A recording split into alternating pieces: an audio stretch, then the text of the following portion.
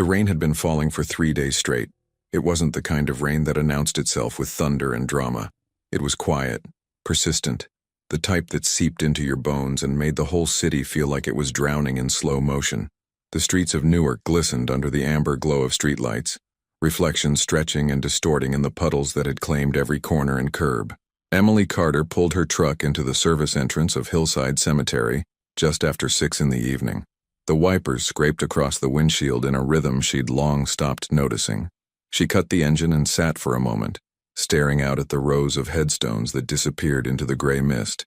Some people found cemeteries unsettling. Emily found them honest. The dead didn't lie. They didn't pretend. They didn't ask for anything they hadn't already given.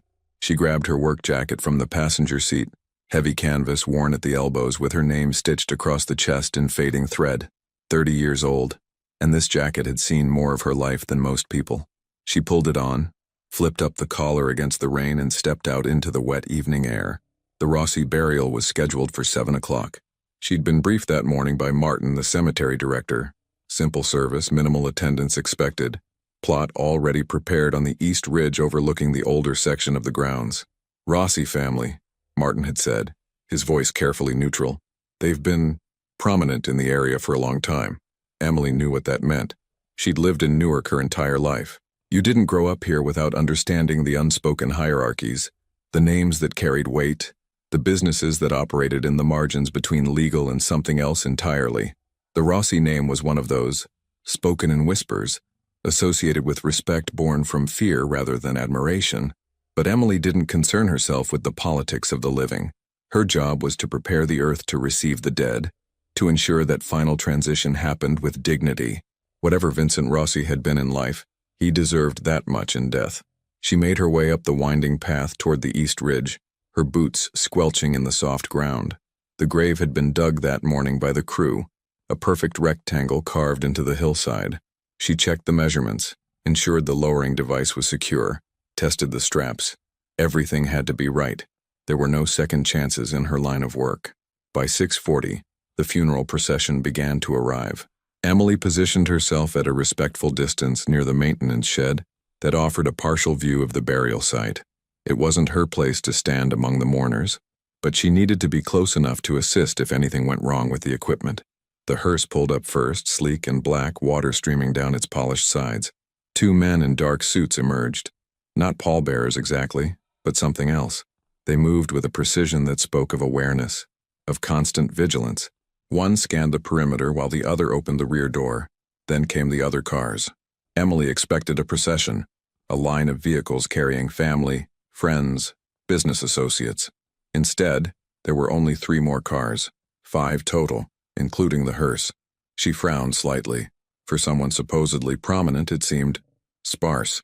The funeral director from Battaglia & Sons appeared, a short man named Angelo who'd been in the business for 40 years. He moved with practiced efficiency, coordinating with the 2 suited men to transfer the casket. It was expensive. She could tell from the mahogany finish, the brass handles that caught what little light penetrated the clouds. But as the casket was positioned on the lowering device, Emily realized something that made her chest tighten with an unexpected sadness. There was no one else coming. The small gathering, if you could call it that, consisted of Angelo, the 2 security men, a priest who looked uncomfortable and kept checking his watch, and a woman in her 60s who might have been a secretary or distant relative. She stood apart from the others, clutching a black umbrella, her expression carefully blank. No family, no friends, no tearful widow or grieving children.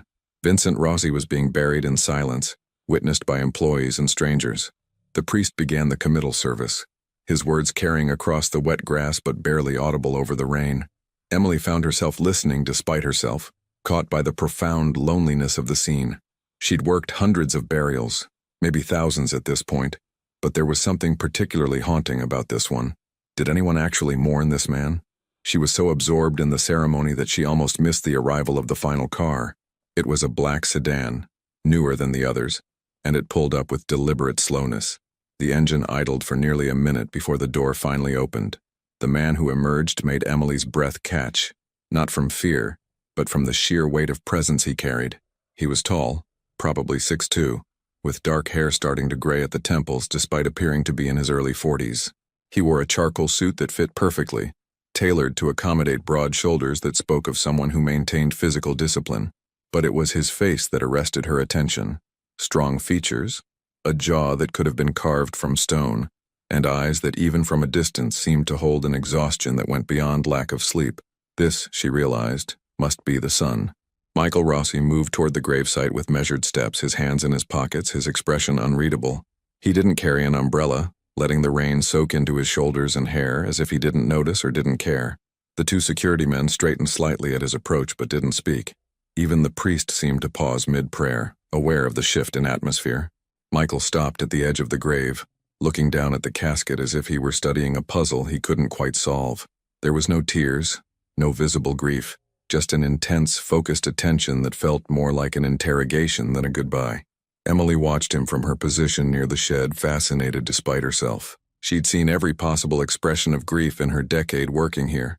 The wild sobbing of parents who'd lost children, the stoic silence of veterans burying their brothers, the confused anger of those left behind too soon. But this was different. Michael Rossi looked at his father's casket the way someone might look at a contract they were being forced to sign, with resignation, calculation, and something that might have been resentment. The priest completed the service quickly, clearly eager to escape the rain and the oppressive atmosphere. He offered brief condolences to Michael, who accepted them with a slight nod but no words. The older woman approached next, murmured something Emily couldn't hear, and then retreated to her car with obvious relief. Within minutes, it was over. The small group dispersed like smoke, leaving only Michael, the two security men, and Angelo, who was speaking quietly with the funeral home driver. This was Emily's cue. She stepped forward, making her presence known but not intrusive, waiting for the signal that they were ready to proceed with the actual burial. Angelo caught her eye and nodded.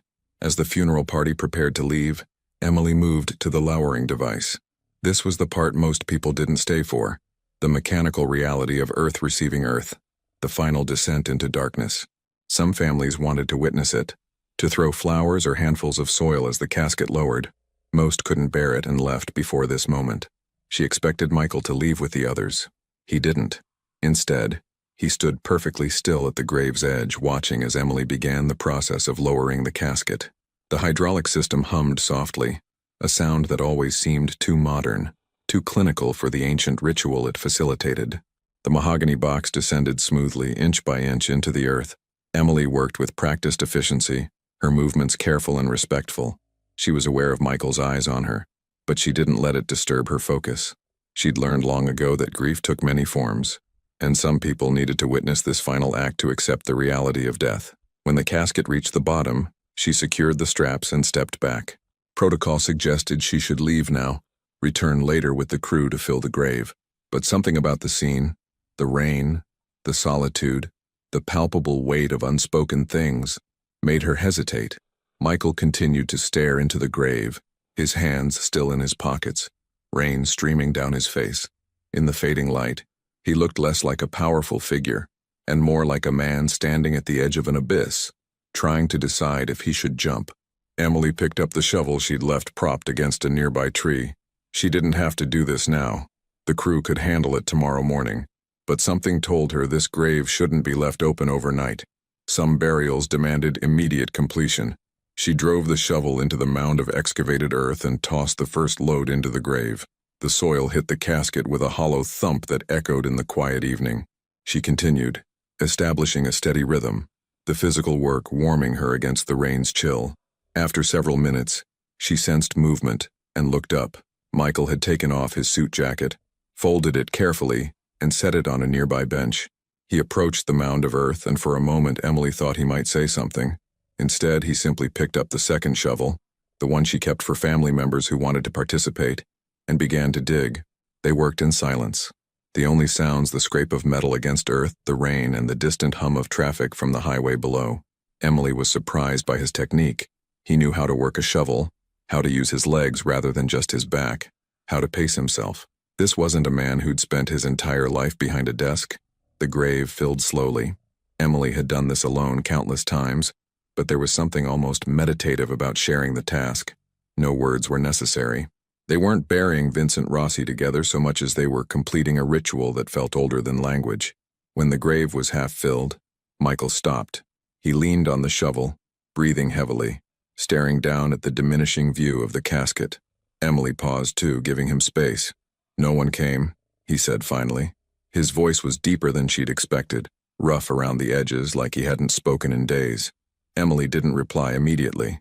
She'd learned that sometimes people spoke not because they wanted answers, but because they needed to hear their own thoughts out loud. 30 years in this city, Michael continued, still looking at the grave. 30 years of business, of deals, of relationships, and no one came to say goodbye. "I'm here," Emily said quietly. He turned to look at her then, really look at her for the first time. His eyes were dark brown, almost black in the fading light, and they held an intelligence that felt like it could see through pretense. She met his gaze steadily, neither challenging nor submissive, just present. "You don't count," he said, but there was no harshness in it. "You're paid to be here." "I'm paid to bury him," Emily corrected. "Nobody pays me to stay after. That's a choice." Something flickered across his face. Surprise, maybe, or a recognition of some kind. He studied her more closely. The work jacket with her name stitched across it, the practical boots, the dark hair pulled back in a simple ponytail, the face that was striking not because of conventional beauty, but because of the directness in her eyes. "Why did you stay?" he asked. Emily considered the question. She could give him the easy answer, that it was raining, that open graves shouldn't be left overnight, that it was simply part of her job.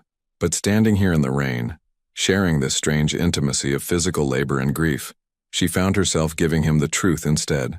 "Because everyone deserves at least one person who witnesses their leaving," she said, "even if they didn't deserve much else." Michael's expression shifted. Something in his jaw loosened, and for just a moment he looked less like stone and more like flesh. He nodded slowly, as if she'd confirmed something he'd suspected but couldn't articulate. They returned to work without further conversation, filling the grave until the earth was mounded slightly above ground level. It would settle over time. Emily used the back of the shovel to pat the soil down, creating a smooth surface that would be easier to seed later. When it was done, they stood on opposite sides of the grave, both muddy, both soaked through, both somehow changed by the shared experience. "I don't even know your name," Michael said. "Emily. Emily Carter. Michael Rossi." He extended his hand across the grave. She hesitated only briefly before reaching across to shake it. His grip was firm, but not aggressive, his hand rough with calluses that spoke of work more physical than she'd expected. They held the handshake a moment longer than strictly necessary, a connection that felt significant in ways neither could quite name. "Thank you," he said, "for staying." "You're welcome." He collected his jacket from the bench, now as wet as the rest of him, and turned to leave. But after a few steps, he stopped and looked back. Is this what you do? Bury people?" "It's what I do," Emily confirmed. "Someone has to. And you chose this?" "I chose work that matters. Work that's honest." She paused, then added, "The dead don't lie to you. They don't pretend to be something they're not. There's a peace in that." Michael considered this, rain continuing to stream down his face. In the distance, one of his security men was standing by the sedan, waiting patiently but visibly uncomfortable in the wet evening. "I should let you go," Emily said, sensing the moment coming to an end. But Michael didn't move. He stood there looking at her with an expression she couldn't quite read, curiosity mixed with something deeper, something that might have been longing. "I'll probably be back," he said finally. "To visit." "Most people don't right away," Emily observed. "They need time. I'm not most people. I can see that." The corner of his mouth twitched, not quite a smile but acknowledgement of her observation. Then he turned and walked toward the waiting car, his stride purposeful despite the emotional weight he must be carrying. Emily watched him go, the sedan's taillights disappearing into the rain and mist. She stood alone by the fresh grave, feeling the cold finally seeping through her jacket, wondering about the man who'd just left, and why his presence had affected her in ways she didn't quite understand. She gathered her tools and started back toward her truck, but she couldn't resist one last look at Vincent Rossi's grave. In a few days there would be a headstone. The grass would grow back. Eventually, it would look like every other grave in this section, peaceful, permanent, unremarkable. But Emily knew she'd remember this one, not because of who was buried there, but because of who had stood in the rain to witness it. As she drove out of the cemetery, her headlights cutting through the darkness, she thought about Michael's words. No one came. In her experience, that said everything about a life. Not the wealth, not the power, not the reputation, but who showed up when you took your final bow. Vincent Rossi had built something in this city, something significant enough that people whispered his name, but in the end he died alone, mourned by no one, buried in silence. And his son had noticed, had cared enough to stay, to work, to acknowledge the profound loneliness of that ending. Emily had seen a lot of death. She'd witnessed every kind of goodbye, but she'd never seen someone quite like Michael Rossi, a man who looked at his father's grave with neither love nor hate, but with a complexity she recognized because she carried something similar herself. The rain continued as she drove home through Newark's quiet streets. Somewhere in the city, Michael was returning to whatever life awaited him, and somewhere in Hillside Cemetery, Vincent Rossi rested in the ground, his silence now permanent, his story finished. But Emily had a feeling that the story she'd just become part of, whatever it was, had only just begun. The dead didn't lie, but the living were full of mysteries, and Michael Rossi was a mystery she suspected she'd see again soon. The rain finally stopped on the fourth day. Emily noticed it first thing Tuesday morning when she stepped out of her apartment building in the Ironbound district. The sky was still gray, heavy with clouds that threatened to resume their assault at any moment, but for now, the air was merely damp rather than drenched. She breathed in deeply, catching the scent of wet pavement mixed with the bread baking at the Portuguese bakery on the corner. Her apartment was small, a one-bedroom on the third floor of a building that had seen better decades, but it was hers. The rent was manageable on her cemetery salary, and the neighborhood had a rhythm she understood. Working families, immigrant communities building their version of the American dream, people who minded their own business but would help if you needed it. She grabbed her thermos of coffee and headed to her truck, already mentally reviewing the day's schedule. 2 morning burials, routine maintenance on the older sections, and a meeting with Martin about expanding the Veterans Memorial Garden. Normal work. Honest work. But as she drove toward Hillside Cemetery, she found her thoughts drifting back to Saturday night, to the solitary figure of Michael Rossi, standing in the rain, filling his father's grave with his own hands. "I'll probably be back," he'd said. She wondered if he'd meant it, or if it was just something people said in moments of raw emotion, promises made to themselves that daylight would erase. The cemetery looked different without the rain, still somber but less oppressive. Morning light filtered through the clouds, casting everything in shades of silver and gray. Emily parked in her usual spot and gathered her equipment, ready to start the day. She had learned long ago not to expect surprises in her work. Death followed patterns, rhythms as predictable as seasons. Tuesday meant the weekend burials had settled, families had returned to their routines, and the cemetery returned to its quiet purpose. So when she drove past Vincent Rossi's grave on her way to the maintenance shed and saw a figure standing beside it, she felt her heart skip in a way that caught her off guard. Michael stood with his hands in the pockets of a different suit, charcoal gray, no tie this time, the top button of his white shirt undone. He wasn't doing anything dramatic, just standing there, looking at the mound of earth that would eventually be marked with stone and memory. Emily slowed her truck but didn't stop. It wasn't her place to interrupt private moments, but she filed the observation away. He'd come back after only 3 days. That was unusual. Most people needed weeks, sometimes months, before they could face the finality of a grave. She went about her morning duties, preparing for the first burial service, but her attention kept drifting toward the East Ridge, toward that solitary figure who seemed content to simply stand and remember, or perhaps to wrestle with things that had no easy resolution. An hour later, as she was checking the irrigation system near the older section, she heard footsteps on the gravel path behind her. "You work early," Michael's voice said. Emily straightened, turning to face him. In the daylight, she could see details she'd missed in the rain, the fine lines around his eyes that spoke of stress rather than age, the precise way he carried himself, balanced, aware, like someone who'd learned to always know where the exits were. "Death doesn't keep office hours," she replied. "Neither do I." He nodded, as if this made perfect sense. "I wanted to thank you again, for Saturday." "You already did." "I know, but I meant it this time." He paused, seeming to search for words. "That night it was complicated. I didn't handle it well." Emily wiped her hands on her work pants, buying herself a moment to think. There was something disarming about his honesty, the way he acknowledged his own uncertainty. It wasn't what she'd expected from someone with his reputation. "You showed up," she said. You stayed. You did the work. That's handling it better than most people manage. Most people's fathers aren't. He trailed off, recalibrating. Most people had different relationships with their fathers. Did you hate him? The question came out before Emily could stop it. Too direct, too personal. She waited for him to shut down, to walk away, to remind her that his family history was none of her business. Instead, he laughed, a short, sharp sound without much humor in it.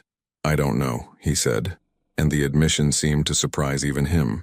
I spent so much of my life trying to be what he wanted, then trying not to be what he wanted, that I'm not sure I ever figured out what I actually felt about him. Hatred would at least be clean, simple. Emily understood that more than he could know. Her own family history was a tangle of complicated feelings she'd spent years trying to sort through. It was part of why she'd ended up here, among the dead, where relationships were already finished and required no further navigation. He's gone now, she offered. You don't have to figure it out anymore. Don't I? Michael looked back toward his father's grave. I inherited everything he built. His business, his reputation, his connections. I can't escape what he was just because he's not here to enforce it anymore. There was something vulnerable in that statement, a crack in the careful facade he presented to the world. Emily recognized it because she'd seen it in the mirror often enough, the weight of other people's expectations, the suffocation of inherited identities. You could walk away, she said, though she suspected it wasn't that simple. Could I? He met her eyes, and she saw the exhaustion there again, the bone-deep weariness of someone who'd been fighting battles on multiple fronts for too long. When do you take your lunch break? The question caught her off guard. What? Lunch. When do you eat? Usually around noon. There's a bench by the pond where Would you let me buy you lunch? Somewhere not here. He gestured at the surrounding graves. Somewhere with living people. Emily hesitated. Every instinct told her this was a complication she didn't need. She knew who the Rossi family was, what they represented. Getting involved, even in something as innocent as lunch, meant stepping into a world she'd spent her entire life avoiding. But there was something in his eyes, a quiet desperation that wasn't demanding or manipulative, just lonely. She recognized it, because she felt it too, in the spaces between work and sleep, in the silent apartment and the solitary meals. There's a diner on Market Street, she heard herself say. Felipe's. They have good sandwiches. Noon? Noon. He nodded, something like relief crossing his features. Thank you. Then he was walking away back toward his car. A different one today, she noticed, black but more modest than Saturday's sedan. She watched him go, wondering what she'd just agreed to and why her heart was beating faster than it should. Felipe's Diner had been a neighborhood fixture for 35 years, the kind of place that served breakfast all day and knew its regulars by name. Emily arrived first, claiming a booth near the back, not hiding exactly, but not advertising either. She still wore her work clothes, hadn't bothered to change or clean up beyond washing her hands. This wasn't a date. It was just lunch with someone who'd happened to be at the cemetery. She almost believed it. Michael arrived exactly at noon, sliding into the booth across from her with an ease that suggested he was comfortable in any environment. He'd removed his jacket, rolled up his shirt sleeves, and somehow managed to look both professional and approachable. You weren't kidding about the living people, Emily observed. The diner was packed with the lunch crowd, construction workers, office employees, elderly couples lingering over coffee and conversation. It's been a while since I ate somewhere like this, Michael admitted, looking around with what seemed like genuine interest. Most of my meals are in restaurants where the menus don't have prices. Fancy, isolating. He picked up the laminated menu, studying it with the same intensity she'd seen him apply to his father's grave. What's good? Everything, but the Cuban sandwich is legendary. They ordered, Cuban for her, the same for him, coffee for both. The waitress, Rosa, knew Emily and gave Michael an appraising look that was more protective than curious. Emily had been coming here for years, and the staff had adopted her as one of their own. When Rosa left, an awkward silence settled between them. Emily sipped her water. Michael drummed his fingers lightly on the table, and they both seemed to realize simultaneously that neither of them was particularly good at small talk. So, Michael started, then stopped. I don't actually know how to do this. Do what? Have a normal conversation. Without an agenda. Without, he gestured vaguely, without it being a negotiation. Emily set down her water glass. We could start with the basics. Where did you grow up? Here. Newark. The North Ward, mostly. Catholic schools, uncomfortable uniforms, nuns who weren't afraid to use rulers as disciplinary tools. He paused. You? Ironbound. Public schools, uncomfortable uniforms of a different kind. Teachers who were too overwhelmed to care much about discipline. She smiled slightly. I'm guessing our childhoods were very different. Probably in some ways. Similar in others. Michael leaned back as Rosa delivered their coffee. Did you always want to work in a cemetery? God, no, I wanted to be a teacher, actually. Elementary school. I liked the idea of helping kids figure out the world before it got too complicated. She wrapped her hands around the warm mug. But life had other plans. My mother got sick when I was 22, right after I finished my degree. Cervical cancer. She needed full-time care, so teaching took a back seat. I'm sorry. It was a long time ago.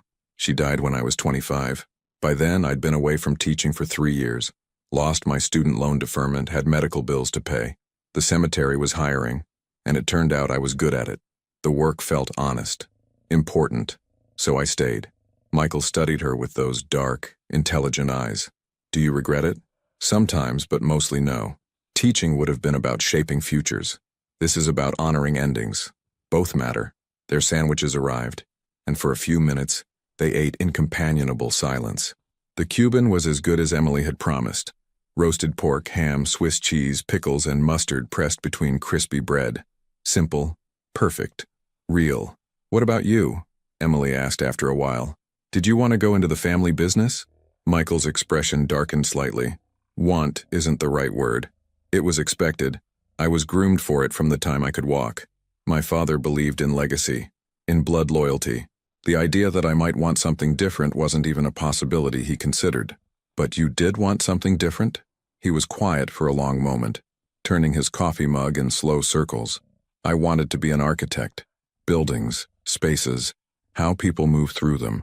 I loved the idea of creating structures that would outlast me, that would serve purposes I could be proud of.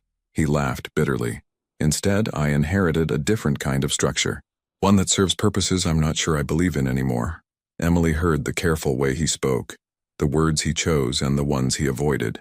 She knew he was talking about more than a conventional business, but she appreciated that he wasn't forcing her to acknowledge what they both understood. It's not too late, she said, to want something different, to choose it. Isn't it? He met her eyes. Some legacies don't let you walk away. Any legacy can be changed. It just requires courage and willingness to disappoint people. And if those people are dangerous when disappointed, there it was, the acknowledgement of the reality between them, spoken quietly enough that it wouldn't carry to other tables, but clearly enough that there was no mistaking the meaning. Emily considered her response carefully. She could retreat into platitudes, or she could offer him the same honesty he was offering her. Then you have to decide if living authentically is worth the risk, she said. Only you can make that calculation. Michael leaned forward, his voice dropping even lower. What if living authentically means putting other people at risk? People who didn't choose this life? Are you asking me if I'm afraid of you? Maybe. Are you? Emily thought about it, really thought about it. She looked at the man across from her, powerful, complicated, carrying burdens she couldn't fully understand. She thought about the reputation that preceded him, the whispers that followed his name. No, she said finally. I'm not afraid of you. I've spent 10 years with the dead, Michael. I've seen what violence looks like, what it leaves behind. I've buried children, victims, people whose lives were cut short by cruelty. If you were that kind of person, I'd know. I'd feel it. You can't be sure. I'm sure enough. She held his gaze. You stood in the rain filling your father's grave with your own hands.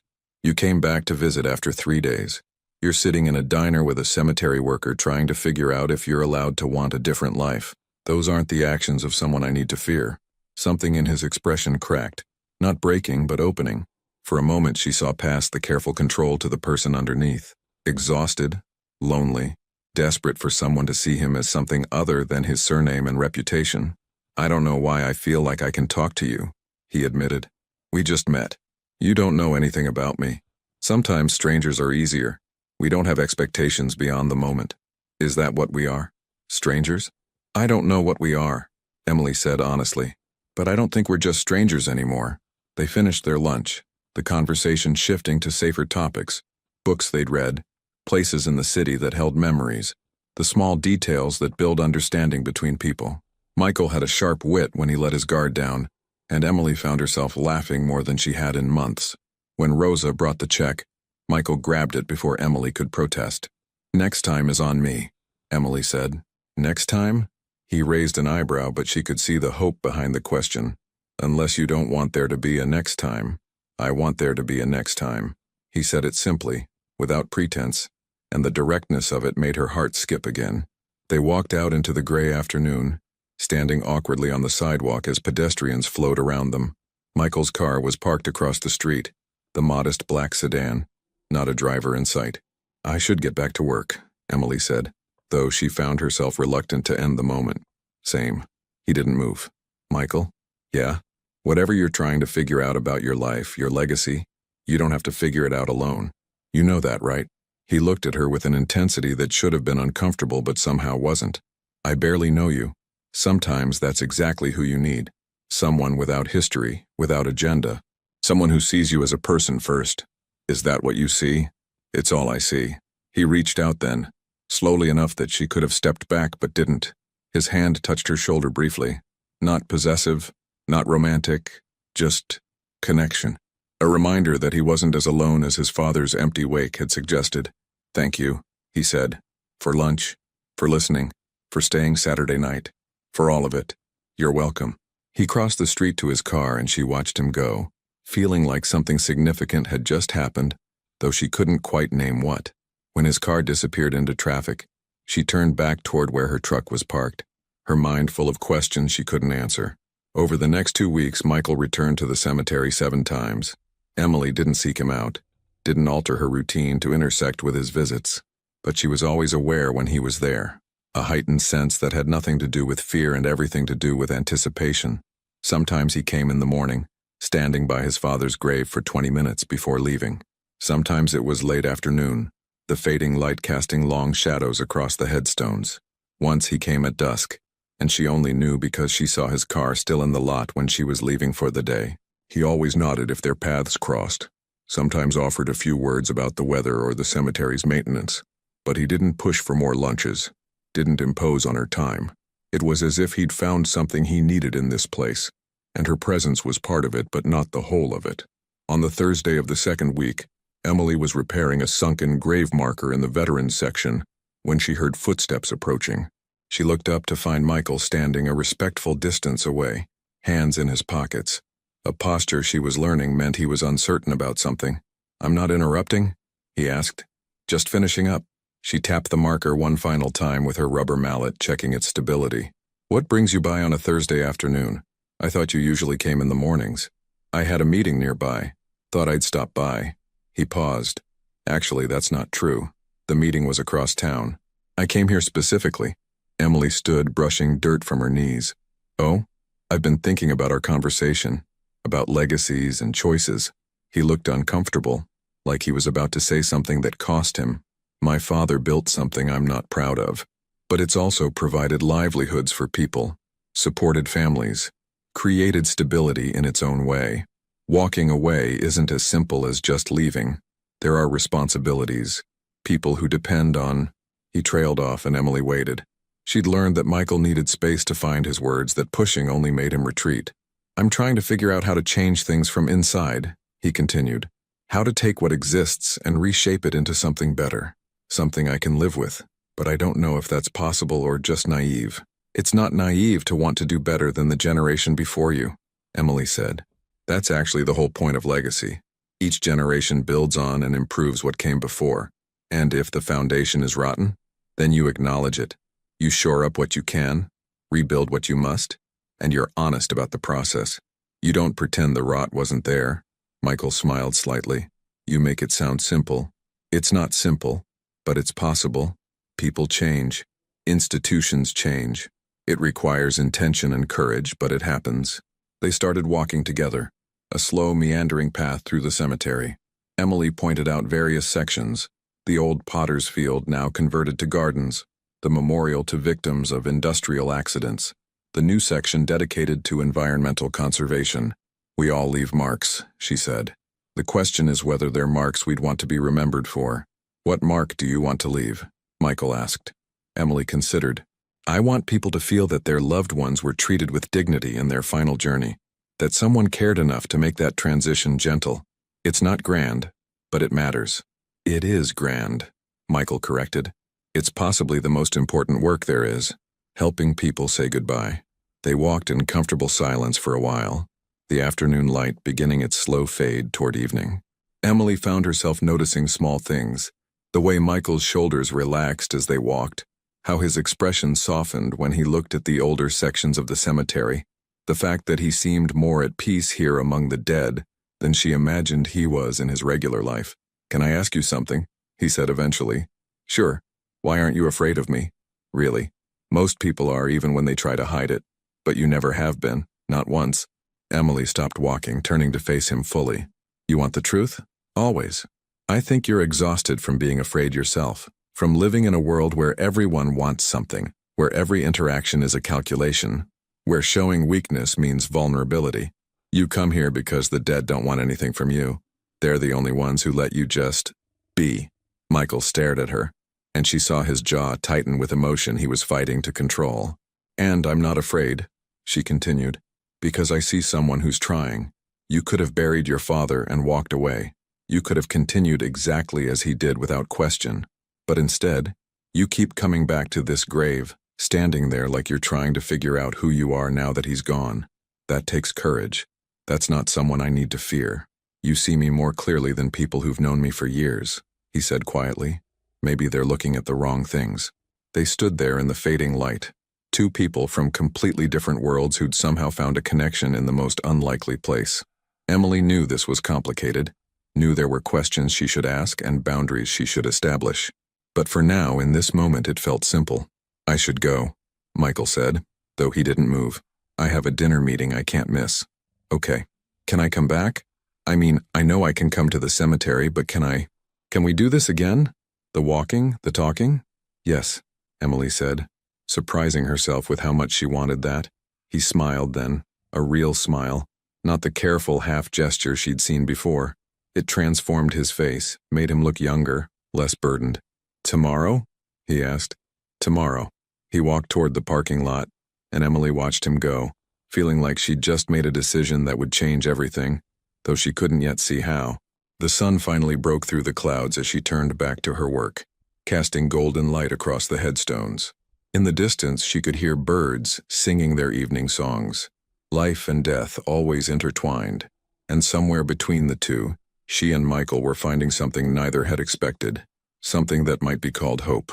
The following 3 weeks unfolded with a rhythm Emily hadn't experienced in years.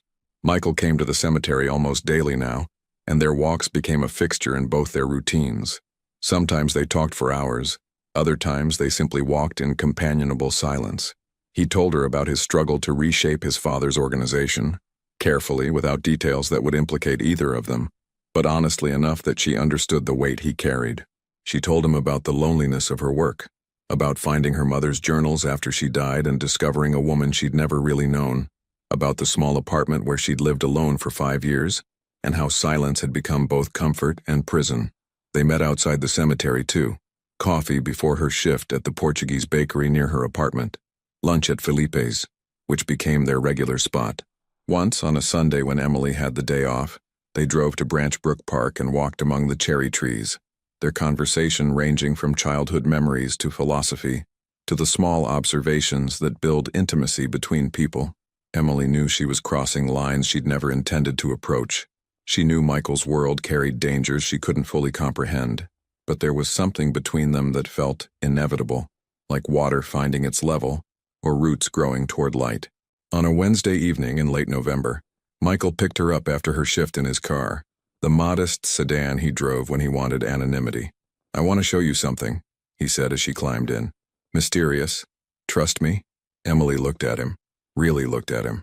In the weeks since they'd met, she'd watched him transform. The exhaustion in his eyes had eased, replaced by something that might have been hope. He smiled more readily now, laughed at her observations about the absurdities of cemetery bureaucracy, shared pieces of himself he admitted he'd never shown anyone. "I trust you," she said. They drove through Newark as evening settled over the city, the streetlights beginning to glow against the darkening sky. Michael navigated with the ease of someone who knew these streets intimately, eventually pulling up in front of a building in the University Heights section. It was older construction, probably from the 1920s, with beautiful architectural details that had survived decades of neglect. The ground floor was clearly abandoned, windows boarded up, but the structure itself was sound. Good bones, as her mother would have said. "What is this?" Emily asked as they got out. "A possibility." Michael pulled out a key, unlocking the heavy door. "Come on." Inside, the space opened up into what had once been a commercial showroom. High ceilings, original tile work, big windows that would flood the space with natural light. It was dusty and clearly unused, but Emily could see the potential immediately. "My father bought this building 30 years ago," Michael explained, his voice echoing slightly in the empty space. "He used it for storage. For meetings he didn't want held in official locations. It's been sitting empty for 5 years." He led her through to the back, where a staircase climbed to the upper floors.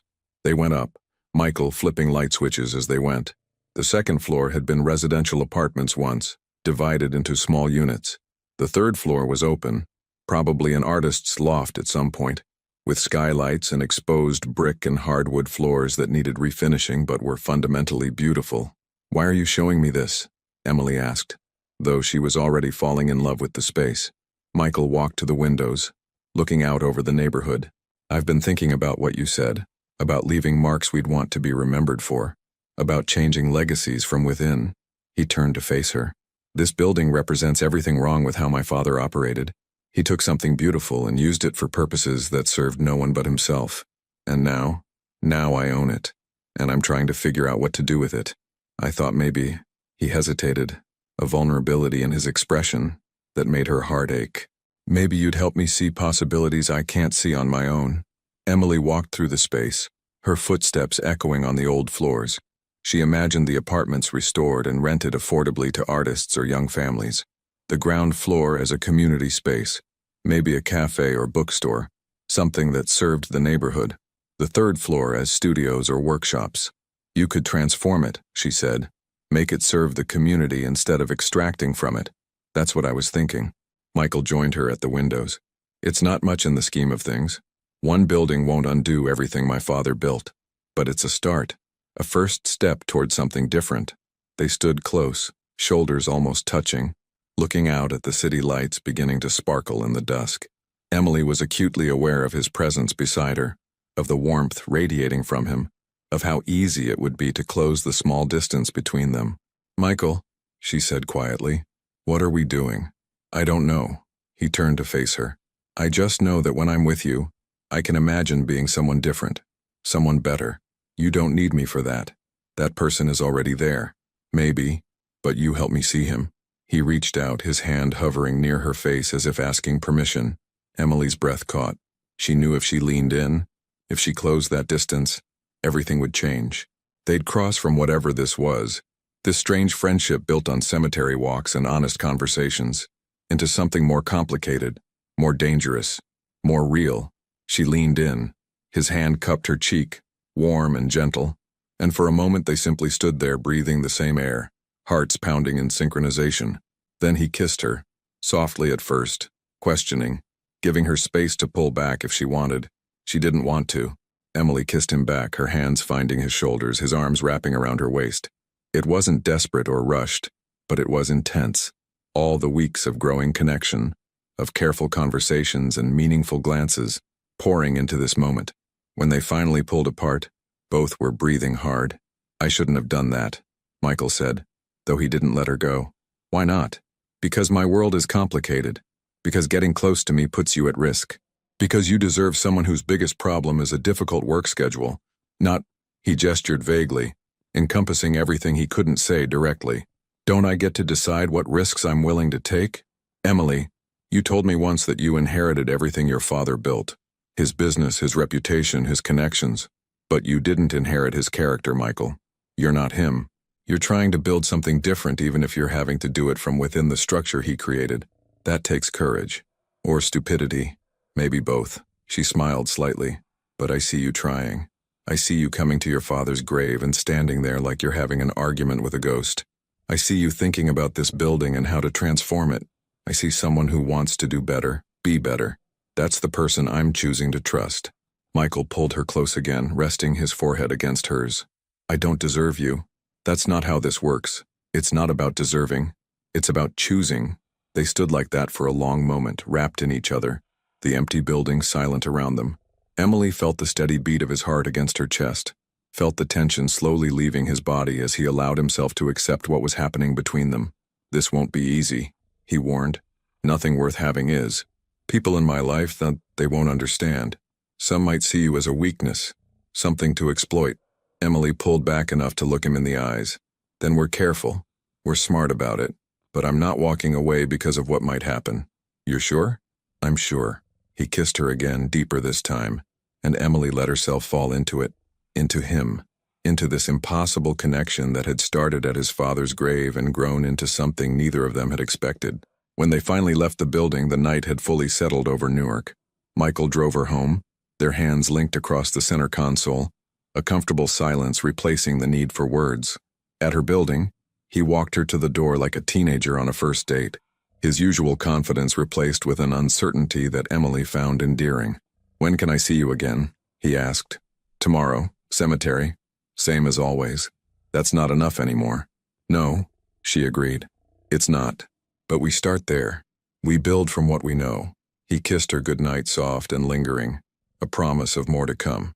Then he waited until she was safely inside before driving away, and Emily climbed the stairs to her apartment feeling like the world had shifted on its axis. The next few days were a blur of stolen moments and careful planning.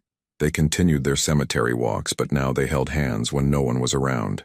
They met for early breakfasts before her shift started, found quiet corners of the city where they could talk without being observed. Michael was teaching her to be aware of surroundings, to notice when people paid too much attention, to understand the unspoken rules of his world. And Emily was teaching him something too.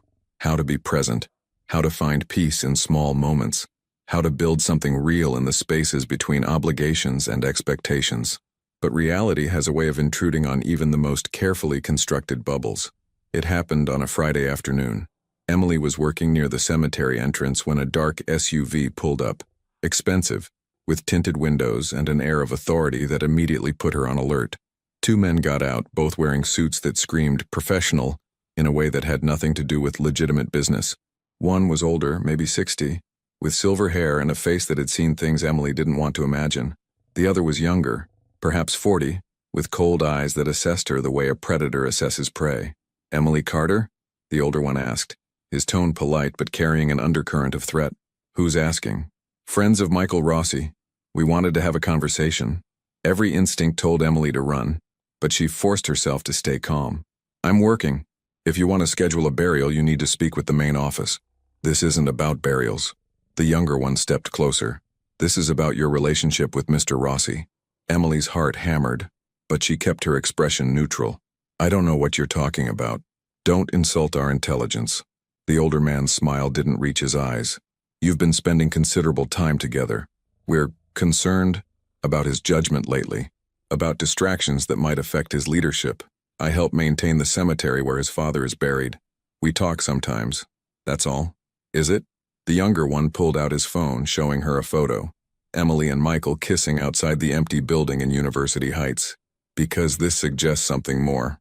Emily felt cold wash through her, but she refused to show fear. What do you want?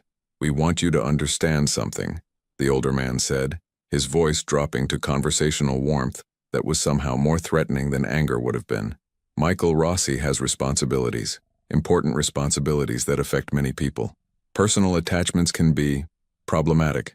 They create vulnerabilities that can be exploited by people far less friendly than we are. Are you threatening me? We're educating you.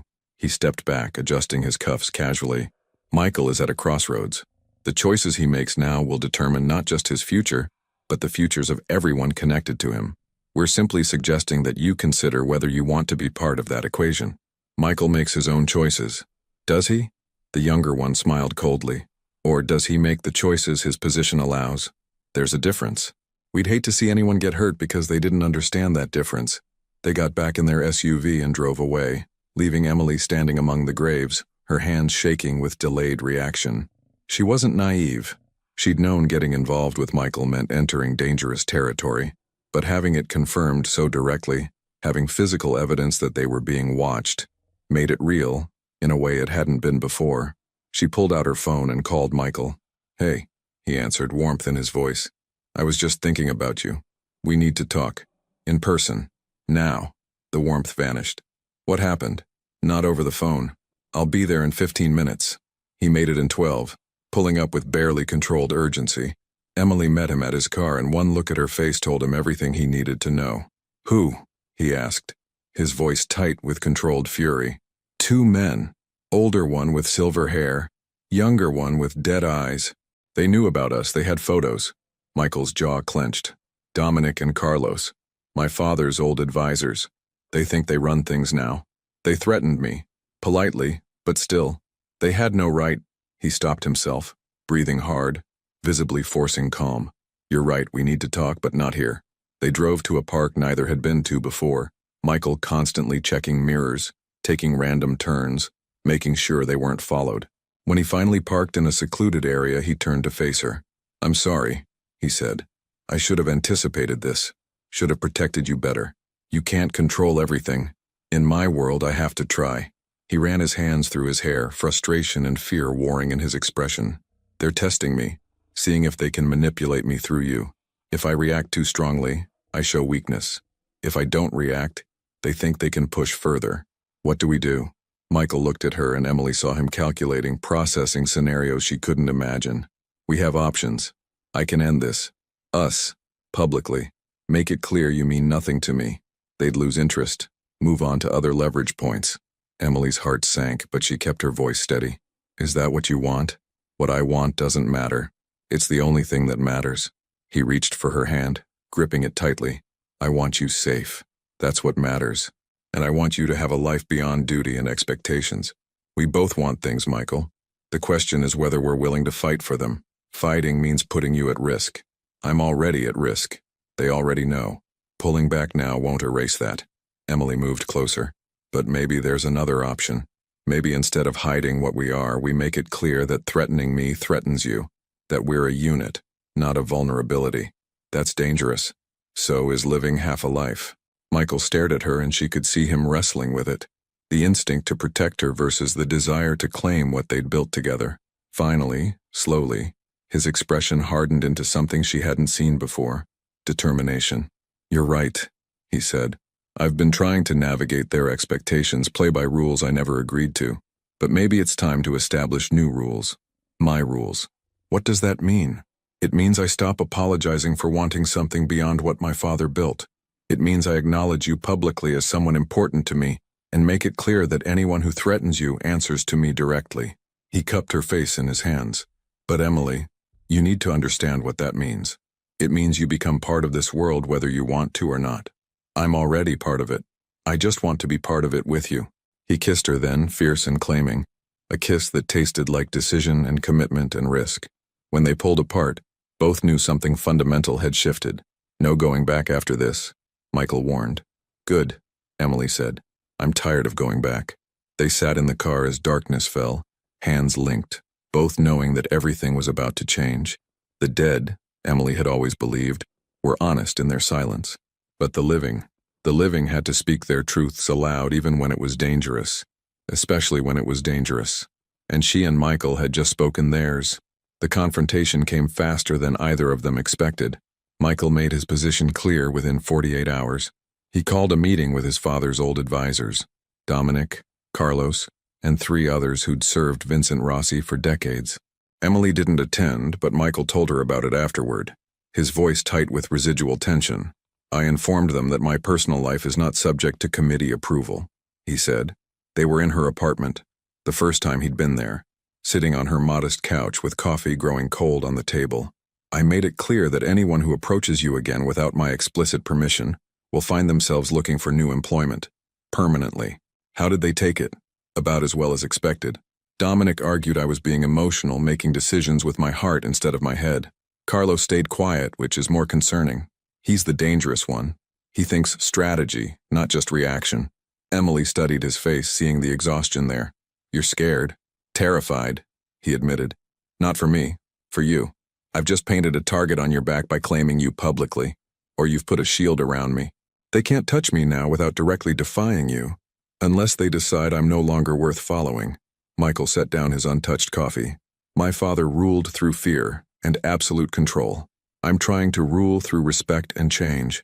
Some of them see that as weakness. Is it working, the change you're trying to make? He considered. In some ways. I've redirected 3 of our revenue streams into legitimate businesses. The building I showed you, I'm moving forward with the renovation, creating affordable housing. I've refused to engage in activities that cross certain lines. But it's slow, and not everyone agrees with the direction. Change is always slow. Sometimes it's too slow. He pulled her close, and Emily felt the tension in his body. I'm asking you to be patient with me, to trust that I'm moving us towards something better, even when it doesn't feel fast enough. I trust you, she said simply. They spent the evening planning small rebellions against the weight of his inherited world. Michael described the legitimate business ventures he wanted to pursue. Emily shared ideas about community programs that could operate from the renovated building. It felt like building a future brick by careful brick. But futures, Emily had learned from a decade among the dead, were never guaranteed. The call came on a Tuesday morning, 3 weeks after Michael had drawn his line in the sand. Emily was at the cemetery preparing for a morning service when her phone rang. Unknown number. She almost didn't answer, but something made her pick up. Emily Carter? A voice she didn't recognize. Male.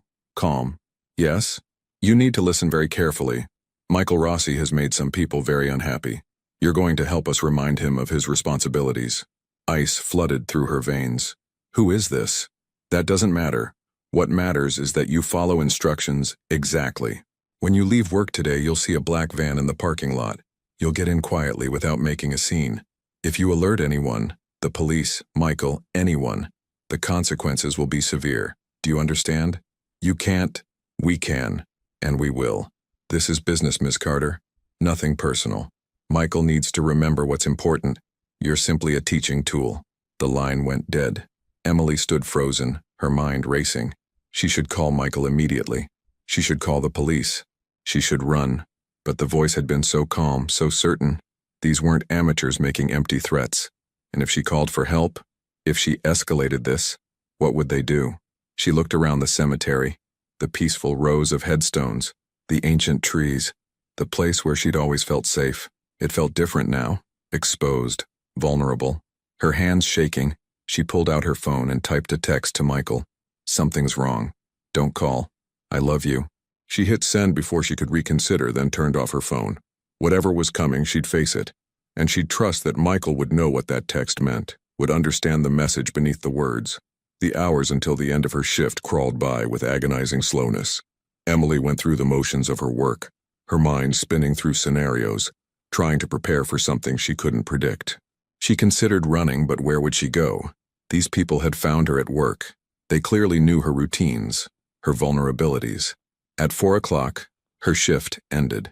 Emily walked to the parking lot with her heart hammering against her ribs. The black van was exactly where they'd said it would be. 2 men stood beside it, not the ones who'd confronted her before, but cut from the same cloth. Professional, dangerous, calm. Ms. Carter, one acknowledged. Please get in. This will go easier if you cooperate.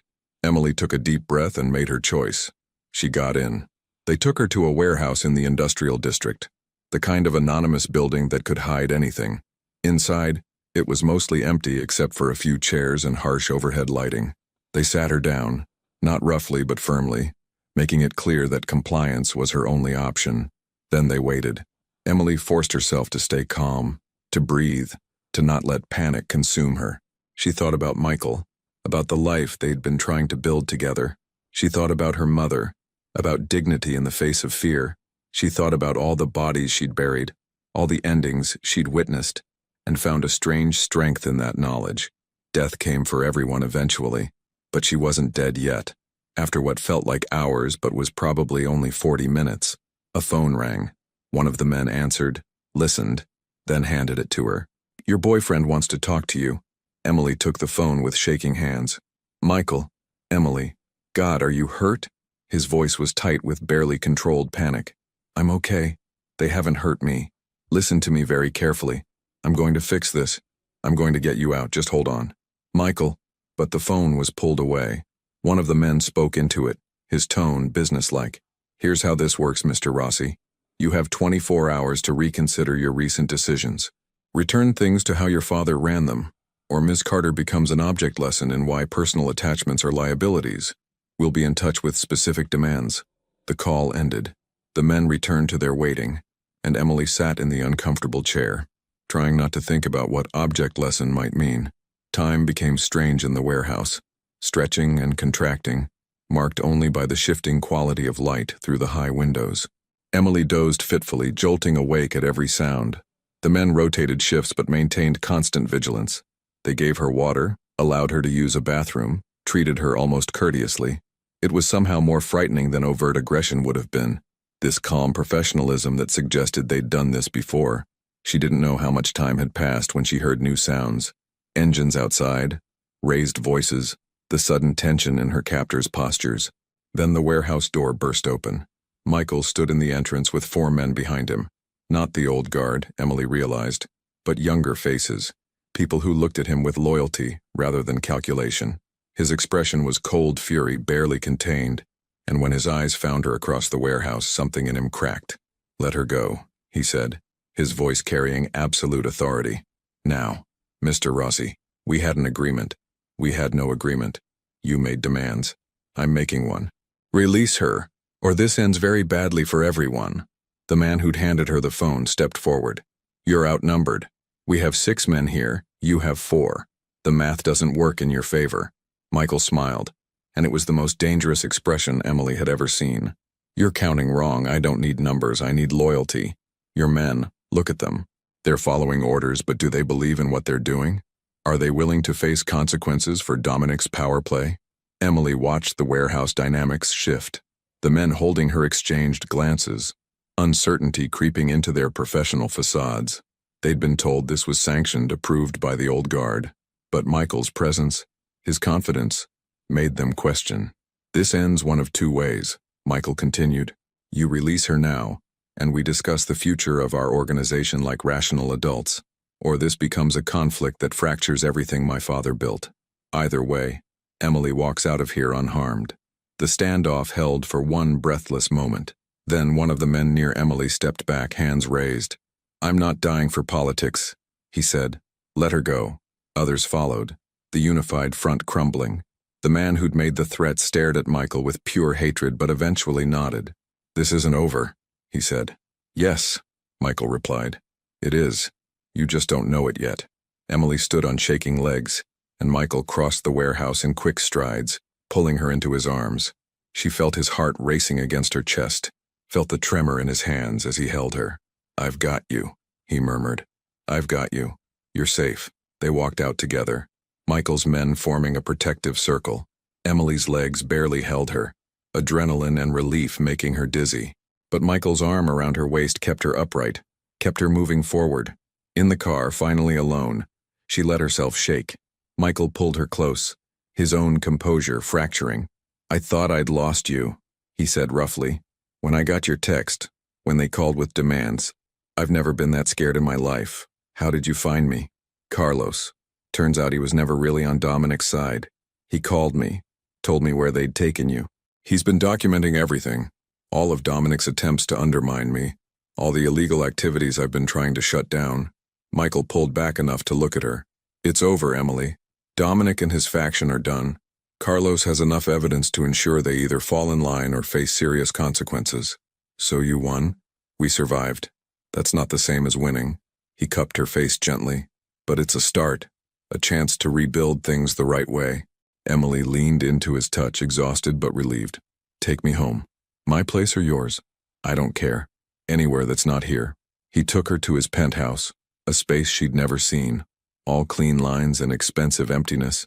But with her there, held safe in his arms, it felt less like a showroom and more like a refuge. They didn't talk about the future that night.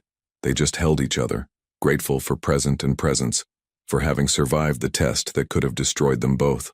Outside, Newark glittered in the darkness, a city full of stories and struggles. And somewhere in it, 2 people were learning that love in dangerous places required courage, but they'd always known that. Spring came to Newark with unexpected gentleness. 6 months had passed since the warehouse, and the city seemed to have transformed along with everything else. Or perhaps it was just that Emily saw it differently now, the way sunlight caught on windows, the sound of children playing in neighborhood parks, the resilience of communities that had weathered decades of hardship and still found reasons to celebrate. She stood at the entrance of the renovated building in University Heights, watching workers put finishing touches on what would officially open next week as the Vincent Rossi Community Center. The irony of the name wasn't lost on her. Michael had chosen it deliberately, reclaiming his father's legacy by transforming it into something that actually served people. The ground floor housed a cafe run by a cooperative of local immigrants, offering employment and gathering space. The second floor held affordable apartments for artists and young families. The third floor had become a community education center, offering free classes in everything from financial literacy to English as a second language. It was everything they'd envisioned that evening when Michael first brought her here, and so much more. "Penny, for your thoughts?" Michael's voice came from behind her. Emily turned, smiling at the sight of him. He looked different these days, lighter somehow, as if a weight he'd carried his entire life had finally been lifted. He still dressed well, still moved with that awareness of surroundings, but there was an ease to him now that hadn't existed before. "Just thinking about how far we've come," she said as he wrapped his arms around her waist. "We, you, me, this building, all of it." Michael kissed the top of her head. "Couldn't have done it without you. You know that, right? You would have found your way. Maybe, but it would have taken longer, been lonelier." He paused. "Carlos is officially retiring next month. He's recommending I bring in fresh leadership, people who share the vision of what we're building instead of what we're leaving behind." Emily turned in his arms to face him. "How do you feel about that?" "Relieved, scared, hopeful." He smiled slightly. "All of it at once. The old guard is mostly gone now. Some retired, some decided to work elsewhere when they realized I was serious about change. The organization is smaller than it was under my father, but it's cleaner, more legitimate." "Is it enough? The legitimacy?" Michael considered. "It's not perfect. There are still gray areas, still connections to the past I can't completely sever, but we're moving in the right direction. The businesses we run now actually produce value instead of extracting it. We employ people fairly. We contribute to communities instead of exploiting them." He cupped her face. "It's not redemption exactly, but it's honest work toward something better. That's all anyone can do. Honest work toward better." They stood together in the spring sunshine, watching the city move around them. Emily thought about the journey that had brought them here, from his father's silent wake to this moment of hope and possibility. It hadn't been easy. There had been setbacks, confrontations, moments when the weight of the past seemed insurmountable, but they'd persisted, together. "I have something to show you," Michael said. "At the cemetery." Emily raised an eyebrow. "Mysterious. Trust me. Always." They drove to Hillside Cemetery in Michael's car, still the modest sedan he preferred for personal trips. The spring afternoon painted everything in soft gold, the trees beginning to bud, the grass impossibly green after winter's dormancy. Michael led her up the familiar path to the East Ridge, to his father's grave. Emily had been here countless times in the past months, often with Michael, sometimes alone when she was working. The headstone had been installed shortly after the burial. Simple granite with Vincent Rossi's name, dates, and nothing else. No sentiment, no epitaph, just facts. But today, something was different. Next to Vincent's headstone stood another, newer, smaller, its granite a slightly different shade. Emily moved closer, reading the inscription. "In memory of those who couldn't choose their beginning but chose their ending with courage." Below that, a list of names. Emily recognized some, people who'd worked for Vincent Rossi and died in the course of that work. Their sacrifices never officially acknowledged. Others were unfamiliar, but each name represented a life, a story, a person who'd been caught in the machinery of the organization and lost. "I spent months researching," Michael said quietly, standing beside her. "Talking to people, looking through old records. These are the people my father's choices affected, directly or indirectly. People who died because of decisions he made, conflicts he started, violence he permitted." Emily felt tears prick her eyes. "Michael, I can't bring them back, can't undo what was done, but I can acknowledge them, remember them, make sure they're not just forgotten casualties." He gestured to the memorial stone. "This is my promise to them, to myself, to you, that I won't forget the cost of the world I inherited, that every decision I make will be weighed against the question, who pays the price? Emily took his hand, squeezing tightly. This was what she'd seen in him from the very beginning, standing in the rain at his father's burial, this capacity for reflection, for growth, for choosing to be better than what he'd been born into. "There's one more thing," Michael said. He pulled a small box from his pocket and Emily's heart began to race. He didn't kneel. This wasn't a performance for an audience. He simply opened the box, revealing a simple ring with a single stone that caught the afternoon light. "I'm not going to promise you an easy life," he said. "My past will always be complicated. There will always be people who judge you for choosing me, who question whether someone with my history deserves happiness. And I'm not going to pretend I'm fully redeemed or that I've completely escaped what my father built, Michael, but I can promise you honesty, effort, a commitment to keep building something better every single day. And I can promise you love, the kind that sees your worth and honors it, that grows stronger through challenges instead of breaking." He met her eyes. "Emily Carter, will you marry me?" Emily looked at him, this man who'd been born into darkness but chose to walk toward light, who carried the weight of his father's sins but refused to be defined by them, who'd found in a cemetery worker someone who saw him as he truly was instead of what his name represented. "Yes," she said, her voice steady despite the tears streaming down her face. "Yes, I'll marry you." He slid the ring onto her finger and they kissed there among the graves, surrounded by endings that had somehow led to this beginning. The wedding was small, held 3 months later in Branch Brook Park under the cherry trees. Only close friends attended, Martin from the cemetery, Rosa from Felipe's diner, Carlos and a handful of Michael's new associates who believed in what he was building, and Emily's cousin Sarah, the only family member who'd stayed in touch after her mother's death. They wrote their own vows. Michael promised to honor her independence and strength, to never take her for granted, to build a life worthy of her trust. Emily promised to stand beside him through the continued work of transformation, to remind him of who he was choosing to be when the past threatened to reclaim him, to love him, not despite his complexity, but because of it. When they were pronounced married, the small gathering erupted in genuine celebration. These were people who understood the unlikeliness of this union, the courage it required from both of them, the hope it represented. At the reception, held at the community center naturally, Emily found herself standing by the windows overlooking the neighborhood, watching the evening settle over the city. Michael joined her, sliding an arm around her waist. "What are you thinking, Mrs. Rossi?" She smiled at the name, still getting used to it. "I'm thinking about your father's wake, how empty it was, how no one came to say goodbye. Why? Because I'm imagining yours someday, hopefully many, many decades from now, and I'm picturing this room full of people whose lives you touched, who benefited from your choices, who'll remember you for what you built instead of what you inherited." She turned to face him.